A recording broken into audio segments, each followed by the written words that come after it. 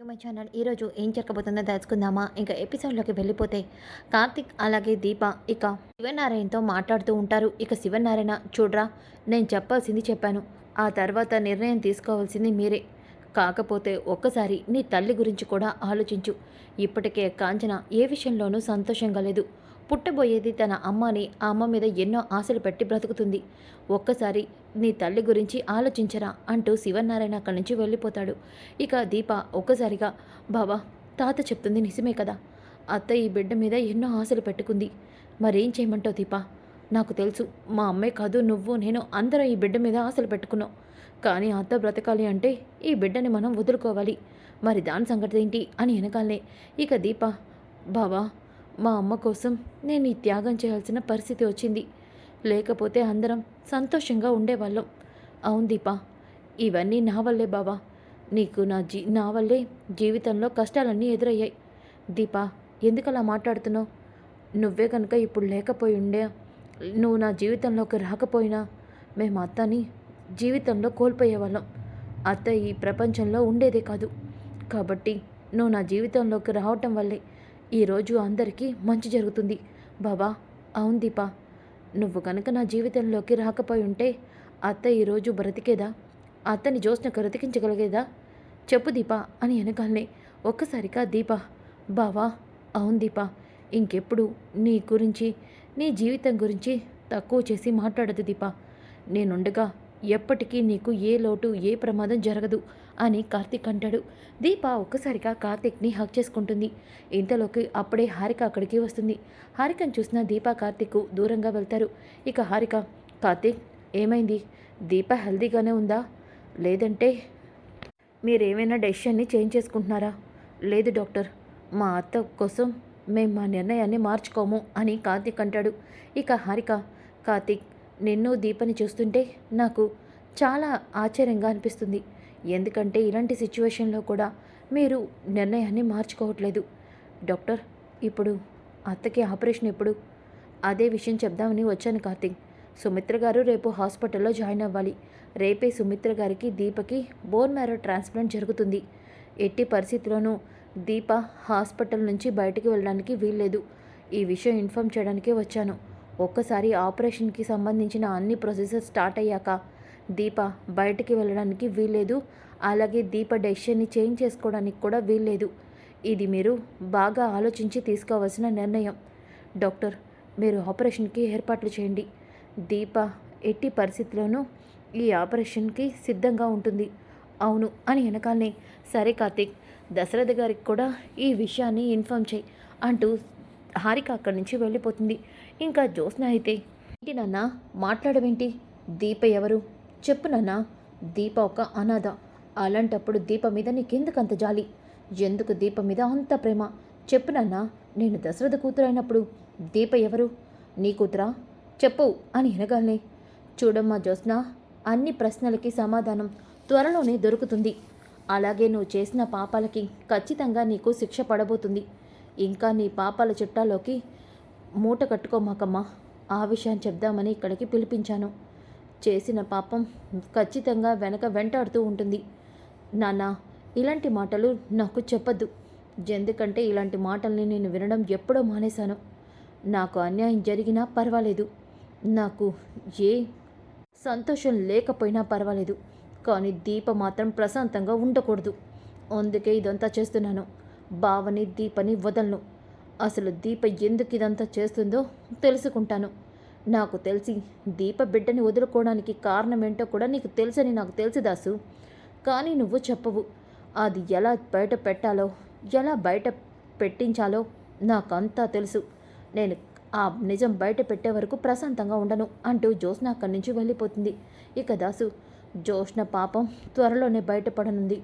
అవును, ఈ ఆపరేషన్ అయ్యే వరకే జ్యోత్స్న, నీ నాటకాలైనా నీ ఆటలైనా, ఆ తర్వాత నువ్వు ఈ తండ్రి దగ్గరికి రావాల్సిందే అని అనుకుంటూ ఉంటే ఇక జ్యోత్స్న కారు తోలుతూ, నాన్న, నాకు తెలుసు నేను నీ కూతుర్నే అని, కానీ నువ్వు బయటపడవు.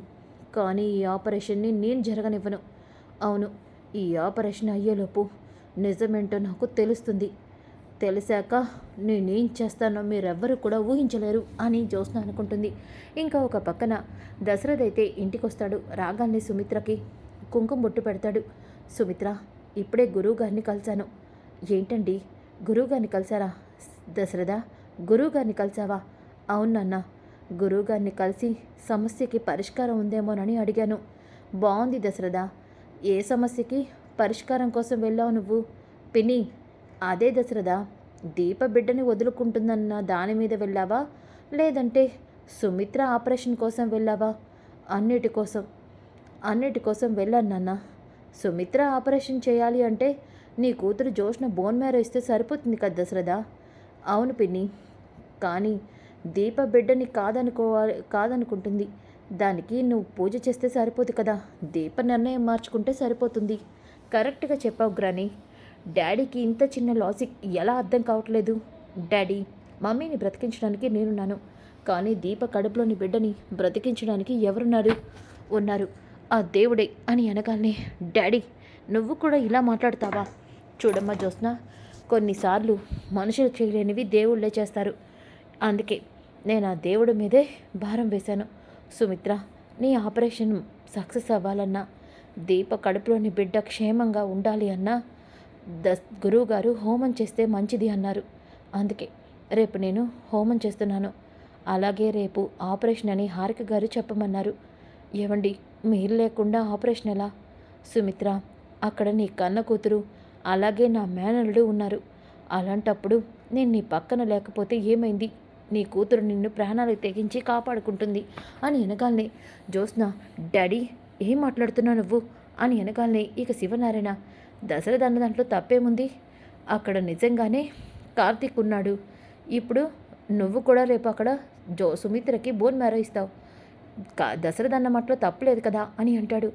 డాడీ ఇండైరెక్ట్గా దీప బావ గురించి మాట్లాడినట్టే అనిపించింది. తాత ఇంతలోకి డైవర్ట్ చేశాడు అని చెప్పేసి అనుకుంటూ ఉంటే సుమిత్ర, సరే అండి, మీకు జాగ్రత్త అని చెప్పేసి అంటుంది. నేను కాదు సుమిత్ర, నువ్వు దీప కడుపులోని బిడ్డని కాపాడటానికే నేను ఆ హోమం చేస్తున్నాను అని దశరథ మనసులో అనుకుంటాడు. ఇంకా జ్యోత్స్న అయితే ఏదో పెద్ద ప్లానే చేస్తూ ఫోన్లో ఏదో మాట్లాడుతూ ఉంటుంది. అప్పుడే పారిజాతం, జ్యోత్స్న అని వెనకాలనే, గ్రాని ఏమైంది? ఏంటి కంగారు పడుతున్నావేంటి? ఎవరికో ఫోన్ కూడా చేసినట్టున్నావు. ఏం చేస్తున్నావు? గ్రాని, నేనేం చేస్తున్నానో నువ్వు ఊహించలేవు, కానీ రేపు నీకు నేనేం చేశానో అర్థమవుతుంది. ఏంటి అర్థం పర్థం లేకుండా మాట్లాడుతున్నావు? చెప్తున్నాను కదా గ్రాని, రేపు నేనేం చేశానో నీకు అర్థమవుతుంది. అప్పుడు నీ కన్ని నిజాలు తెలుస్తాయి అని చెప్పేసి అనగానే పారిజాతం, నువ్వేం చేస్తావో నాకు తెలియదే, కానీ ఆ దీపని మనం చావు దెబ్బ కొట్టావు. అదే నాకు సంతోషంగా ఉంది. ఇప్పుడేముంది గ్రాని, రేపు దీప అసలు నిజం బయట పెడుతుంది. ఏంటే? అవును, దీప ఎందుకు బిడ్డని వదులుకుంటుందో అందరికీ నిజం తెలుస్తుంది గ్రాని అని చెప్పేసి అంటుంది. ఇక ఉదయం అవుతుంది. ఉదయం అయిన తర్వాత ఇక శ్రీధర్ కళ్ళ ముందే ఒక రౌడీ శౌర్యని తీసుకొని పారిపోతూ ఉంటాడు. ఇక శౌర్య తాత తాత అని పిలుస్తూ ఉంటే శ్రీధర్ ఒక్కసారిగా శౌర్య శౌర్య అంటూ శౌర్య వెనకాల పరిగెడతాడు. కానీ ఆ రౌడీ బైక్ మీద వెళ్ళిపోతాడు. అప్పుడే శ్రీధర్ ఇక కార్తీక్కి ఫోన్ చేస్తాడు. ఏంటి మాస్టర్ ఫోన్ చేసావు? ఒరే కార్తీక్, శౌర్యని నా కళ్ళ ముందే ఒక రౌడీ ఎత్తుకొని పారిపోయాడురా. మాస్టరు ఏం మాట్లాడుతున్నారు మీరు? అవునరా అని వెనకాలనే ఒక్కసారిగా కార్తీక్, దీపక్ ఇప్పుడు ఈ విషయం చెప్పకూడదు. హారిక గారు ఈరోజు ఆపరేషన్ అని చెప్పారు కదా, ఇంతలోకి శౌర్య గురించి తెలుసుకుంటాను అని చెప్పేసి, దీప నాకు పనుంది బయటికి వెళ్ళొస్తాను. బావా ఈరోజు ఆపరేషన్ అని చెప్పారు కదా? అవును, నేను ఆ టైం కల్లా వచ్చేస్తాను. బావా ఏం పర్వాలేదు కదా, ఏదైనా సమస్య? ఏం లేదు దీప, నేను చూసుకుంటానులే అని కార్తీక్ గబగబా ఇక హాస్పిటల్లోంచి బయటికి వస్తూ ఉంటే అప్పుడే సుమిత్ర వాళ్ళు ఆపరేషన్ థియేటర్ అక్కడికి వస్తారు. ఒరే కార్తీక్, ఏమైందిరా, ఎందుకలా కంగారుగా పరిగెడుతున్నావు? అది అత్త, శౌర్య స్కూల్ నుంచి ఇంటికి రాలేదంట. ఇప్పుడే నాన్న ఫోన్ చేశాడు, అందుకే వెళ్తున్నాను. బావకి శౌర్య కిడ్నాప్ గురించి తెలుసుంటుంది అని చెప్పేసి జ్యోత్స్న అనుకుంటుంది.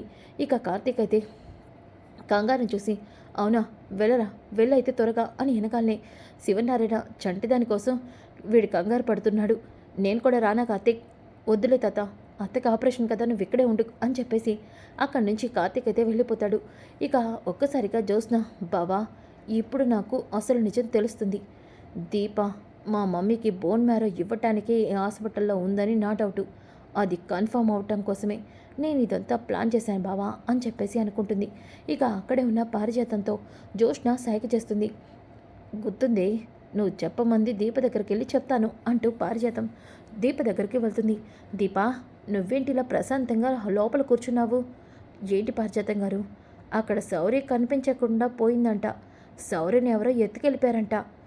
పారిజాతం గారు, నేను చెప్తుంది అబద్ధం కాదు చేసిన దీప, నిజం. కార్తీక్ ఆ విషయం తెలిసే హాస్పిటల్ నుంచి పరుగులు పెట్టాడు. నువ్వు మాత్రం ఇక్కడే కూర్చున్నావేంటి? వెళ్ళు వెళ్ళు, వెళ్ళి నీ కూతుర్ని వెతుక్కో అని వెనకాలనే. పారిజాతం గారు, మీరు చెప్తుంది నిజమా? శౌర్యని ఎవరైనా ఎత్తుకెళ్ళిపోయారా? అవును అని వెనకాలనే గబగబా దీప బయటికి వస్తుంది. ఇంతలోకి అప్పుడే హారిక, దీప ఎక్కడికి వెళ్తున్నావు? అది శౌర్య. దీప, సుమిత్ర గారు హాస్పిటల్కి వచ్చేశారు. ఈరోజే నీకు ఆపరేషన్ అని చెప్పాను కదా, ఆపరేషన్కి అంతా రెడీ అయింది. ఇప్పుడు నువ్వు బయటకు వెళ్ళడానికి వీల్లేదు అని వెనకాలనే అప్పుడే పారిజాతం, ఏంటి డాక్టర్ మీరు అంటుంది? దీప హాస్పిటల్ నుంచి బయటకు వెళ్తే సుమిత్రకు ఆపరేషన్ ఎందుకు జరగదు అని వెనకాలనే హారిక, ఈమెకి డౌట్ వచ్చినట్టుంది. చెప్పండి, మిమ్మల్ని అడిగేది. నేను అంటుంది సుమిత్ర గారి ఆపరేషన్ కాదు. సుమిత్ర గారికి ఆపరేషన్ ఎలాగో దీపక్ కూడా తన బిడ్డని కాదనుకుంటుంది. దానికి సంబంధించిన ఆపరేషన్ చేయాలి. దాని గురించి మాట్లాడుతున్నాను. దీపా, నువ్వు హాస్పిటల్ నుంచి బయటికి వెళ్ళడానికి వీల్లేదు. నువ్వు లోపలే ఉండాలి అని వెనకాలనే ఇక దీప ఏం చేయాలో ఏం చెప్పాలో అర్థం కాదు. ఇటు కన్న తల్ల లేదంటే కన్న కూతుర అన్న ఆలోచనలో దీప టెన్షన్ పడుతూ రూమ్లోకి వెళ్ళిపోతుంది. ఇక పారిజాతమైతే జోష్న దగ్గరికి వస్తుంది. ఉసి, నువ్వు చెప్పమన్నట్టే చెప్పాను. ఆ దీప పరుగున బయలుదేరింది. వెళ్ళిపోయింది గ్రాని. లేదే, ఆ హారిక వచ్చి దీపని ఆపేసింది. ఏంటి గ్రాని? అవును, ఆపరేషన్ చేయాలన్నావు కదా దీప, ఇప్పుడు బయటకు వెళ్తున్నావేంటి అని డాక్టరు ఆపేసింది. అవునా గ్రాని? అవునే, కానీ సుమిత్ర ఆపరేషన్కి దీపకేంటి సంబంధం అని అడిగితే దీప కడుపులో బిడ్డను కాదనుకుంటుంది కదా, ఆ ఆపరేషన్ అని చెప్పింది. నాకేం అర్థం కావట్లేదే. అసలు నువ్వేం చేయబోతున్నావు? గ్రాని, కాసేపు ఆగితే అంతా నీకు అర్థమవుతుంది అని చెప్పేసి జ్యోత్స్న అంటుంది. ఇక ఇంతలోకి అప్పుడే కార్తీక్ అయితే శ్రీధర్ దగ్గరికి వస్తాడు. రాగానే శ్రీధర్, ఒరే కార్తీక్, ఏమైందిరా అలా ఉన్నావు? మాస్టరు మీకైనా పిచ్చెక్కిందా? శౌర్య కనిపించట్లేదని చెప్పి ఏమైందని అంత ప్రశాంతంగా అడుగుతావేంటి? ఇక్కడ కాఫీ తాగుతున్నావా? శౌర్యని అక్కడ ఎవరు ఎత్తుకెళ్లారో నీకు గుర్తులేదా? పట్టించుకోవా అని వెనకాలనే శౌర్య మంచిగా ఇక్కడే ఉంది కదరా అని చెప్పేసి వెనకాలనే శౌర్య అక్కడ ఆడుకుంటూ ఉంటుంది. మాస్టరు, శౌర్య ఇక్కడ ఆడుకుంటూ ఉంటే నాతో మరి ఎందుకు అలా చెప్పావు? నీకు బిడ్డని దూరం చేసుకుంటే ఆ బాధ ఎలా ఉంటుందో తెలియడం కోసం రా. మాస్టరు, నేను చెప్పే మాట నీకు బాధకరంగా, కోపంగా, ఇబ్బందిగా ఉన్నా నీకు నేను చెప్పేటి అర్థం కావాలరా. మాస్టరు, అక్కడ ఏం జరుగుతుందో మీకు తెలుసా? నన్ను ఈ టైంలో ఇక్కడికి తీసుకొచ్చి ఇదంతా ఎందుకు చేయాలనుకుంటున్నావు? అసలు నీకేమైనా అర్థమవుతుందా? నేను చెప్పేది కూడా వినరా. శౌర్య నీ కన్న కూతురు కాదు, కానీ నువ్వు శౌర్యని నీ కూతురులాగా చూసుకుంటున్నావు. అలాంటి శౌర్యని రౌడీ ఎత్తుకుపోయాడంటేనే నీకు శౌర్యకి ఏమైందన్న భయంతో అక్కడ దీప గురించి కూడా ఆలోచించకుండా పరుగున ఇక్కడికి వచ్చావు. మరి నీ బిడ్డ దీప కడుపులో పెరుగుతుంది. ఆ బిడ్డని శాశ్వతంగా ఈ భూమి మీదకే రాకుండా చేస్తున్నావు. అలాంటప్పుడు నీ మనసు ఎలా తల్లడిల్లాలరా? చెప్పరా, చెప్పు. ఏ విషయం గురించి నువ్వు ఇదంతా చేస్తున్నావు? దేనికోసం నువ్వు ఈ నిర్ణయం తీసుకున్నావు? చెప్తావా లేదా? చెప్తాను మాస్టారు.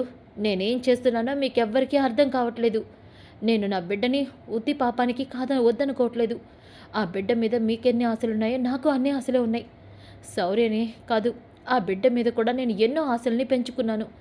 కానీ ఆ భగవంతుడు ఆ బిడ్డని మాకు దూరం చేస్తున్నానికి కారణం అత్త బ్రతకాలి అంటే దీప బోన్ మ్యారో ఇవ్వాలి. దీప బోన్ మ్యారో ఇవ్వాలంటే దీప కడుపులోని బిడ్డ ఈ భూమి మీదకి రాదు. ఇద్దరిలో ఒకరి ప్రాణమే బ్రతుకుతుందని హారిక గారు చెప్పారు. అందుకే నేను నిర్ణయం తీసుకున్నాను. చాలా అని వెనకాలనే, ఏంట్రా నువ్వు అంటుంది? దీప సుమిత్ర సిస్టర్కి బోన్ మ్యారో ఇవ్వడం ఏంటి? జోష్న కదా? కాదు మాస్టారు, జోష్న దాసు మావయ్య కూతురు. దీపే అత్త మావయ్యల అసలైన కూతురు. ఆ శివనారాయణ గారి మనవరాలు. దీపే నా భార్య, ఆ ఇంటి కూతురు. అందుకే దీప బోన్ మ్యారోనే అత్తకి సరిపోతుంది. ఇదంతా తెలియని మీరు జోష్న మాటలే నమ్ముకొని జోష్న ఏం చెప్తే అది చేయమంటే చేస్తున్నారు. ఇప్పుడు అక్కడ అత్తకి ఆపరేషన్ జరగకపోతే అత్త ప్రాణాలకే ప్రమాదం.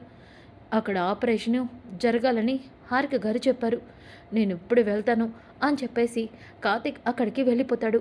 ఒక్కసారిగా ఇదంతా కాంచన, అనసూయ, శ్రీధర్ కూడా వింటారు. ఇక శ్రీధర్ అయితే, కాంచన విన్నావా? విన్నానండి. వాడేమన్నాడో నాకు అర్థం కావట్లేదు. దీప నా మేనకోళ్ళేంటి? నాకు అదే అర్థం కావట్లేదు కాంచన. వాళ్ళు బిడ్డలు వదులుకోవడానికి కారణం ఇదే. దీపే మన మేనకోడలు. అవును, వాడు నిజం చెప్పేశాడు అంటే అదే నిజం. పద కాంచన అని చెప్పేసి అనగానే ఇక అందరూ కూడా హాస్పిటల్కి బయలుదేరుతారు. ఒక పక్కన దశరథ్ అయితే హోమం చేస్తూ ఉంటాడు.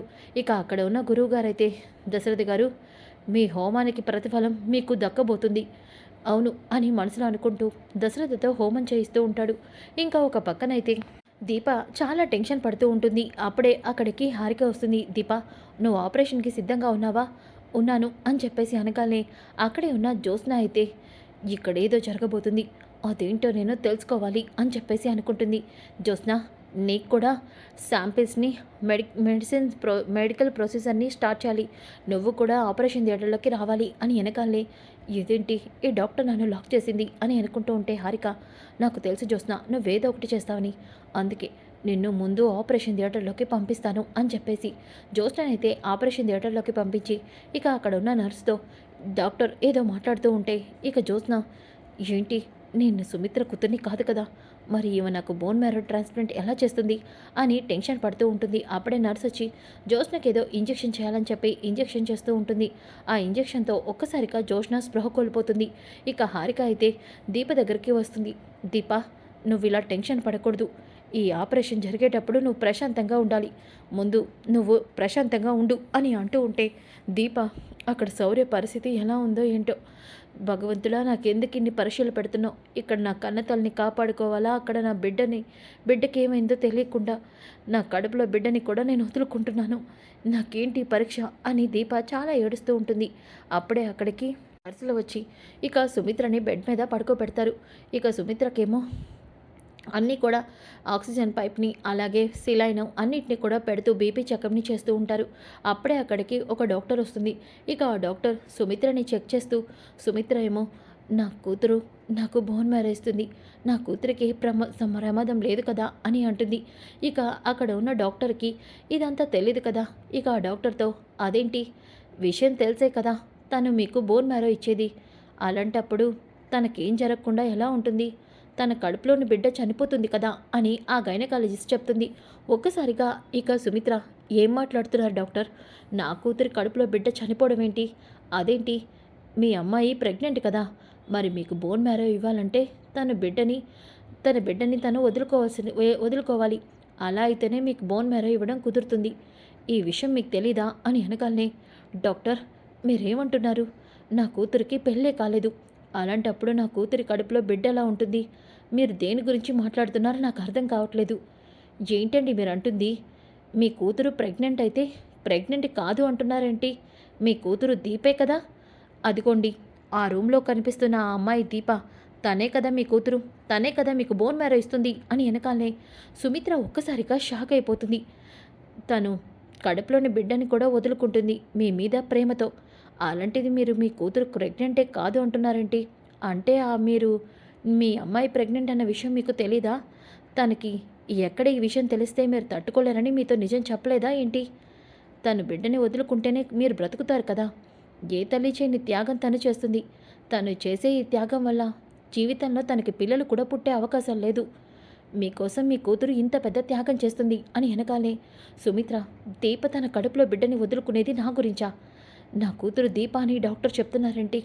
అసలేం జరుగుతుంది అని చెప్పేసి సుమిత్ర వెంటనే సిలైన్ బాటిల్ని, ఆక్సిజన్ని అన్నిటినీ కూడా తీసేసి ఇక హారిక దగ్గరికి వెళ్తుంది. ఇంతలోకి దీప బెడ్ మీద పడుకోబెట్టి హారిక తన రూమ్లోకి అయితే వస్తుంది. రాగాలే ఇక సుమిత్ర, డాక్టర్ ఇక్కడేం జరుగుతుంది అని వెనకాలనే, సుమిత్ర గారు మీరు ఇక్కడికి వచ్చారేంటి? మీరు ఆపరేషన్ థియేటర్లో కదా ఉండాలి, ముందు ఇక్కడ ఏం జరుగుతుందో చెప్పండి. నాకు బోన్ మ్యారో ఇచ్చేది నా కూతురు జ్యోత్స్న లేదంటే దీప, చెప్పండి. దీప నాకు బోన్ మ్యారో ఇస్తుందా, జ్యోత్స్న ఇస్తుందా? సుమిత్ర గారు ఇప్పుడు మీరు ఈ విషయాలన్నీ ఎందుకు మాట్లాడుతున్నారు? ముందు మీరు లోపలికి పదండి. డాక్టర్ నా మీద ఒట్టేసి నిజం చెప్పండి. డాక్టర్ మనుషుల ప్రాణాలని కాపాడుతుంది, అలాంటిది మీరు నా ప్రాణాలు కాపాడుతుంది ఎవరో నాకు చెప్పకుండా ఎందుకు ఇలా అబద్ధం చెప్తున్నారు? నిజం చెప్పండి. నా కూతురు జ్యోత్స్ననా? లేదంటే దీప? నాకు బోన్ మ్యారో ఇచ్చేది ఎవరు? చెప్పండి అని అనగానే, సుమిత్ర గారు, ఈ విషయం మీకు చెప్పాలో చెప్పకూడదో తెలియట్లేదు. కానీ ఈ సిచ్యువేషన్ చూస్తుంటే నాకు భయంగా ఉంది. మీ కూతురు జ్యోత్స్న కాదు, దీపే. దీపే మీ అసలైన మీ కన్న కూతురు. జ్యోత్స్న బ్లడ్ శాంపిల్స్ మీకు మ్యాచ్ కానప్పుడే నాకు ఈ విషయం తెలిసింది. అప్పుడే కార్తీక్, దీప బ్లడ్ శాంపిల్స్ ఇచ్చారు. అప్పుడే దీప బ్లడ్ శాంపిల్స్ మీకు మ్యాచ్ అయినాయి. దీపే మీ కూతురన్న విషయం కూడా నాకు కన్ఫర్మ్ అయింది. తను మీకు బోన్ మ్యారో ఇవ్వాలంటే తన బిడ్డని వదులుకోవాలి. ఇదే విషయం వాళ్ళకి ఇన్ఫామ్ చేశాను. వాళ్ళు కూడా దీనికి ఒప్పుకొని దీప తన తల్లితనానికి దూరమై మీ ప్రాణాల్ని కాపాడుకుంటుంది. తను మీ కన్న కూతురని మీకు తెలియకపోయినా దీప తన తల్లిని బ్రతికించుకోవడం కోసం తన అమ్మతనానికి దూరం అవుతుంది. నిజంగా దీప చాలా పెద్ద త్యాగం చేస్తుంది అని వెనకాలనే ఒక్కసారిగా సుమిత్ర అక్కడికక్కడే కుప్పకూలిపోతుంది. సో ఫ్రెండ్స్, అప్కమింగ్ ఎపిసోడ్ చాలా చాలా ఇంట్రెస్టింగ్గా ఉంటుంది. Don't miss. ఈ వీడియో నచ్చితే లైక్ చేయండి, షేర్ చేయండి. Thanks for watching. Back to my channel. ఈరోజు ఏం జరగబోతుందో తెలుసుకుందామా? ఇంకా ఎపిసోడ్లోకి వెళ్ళిపోతే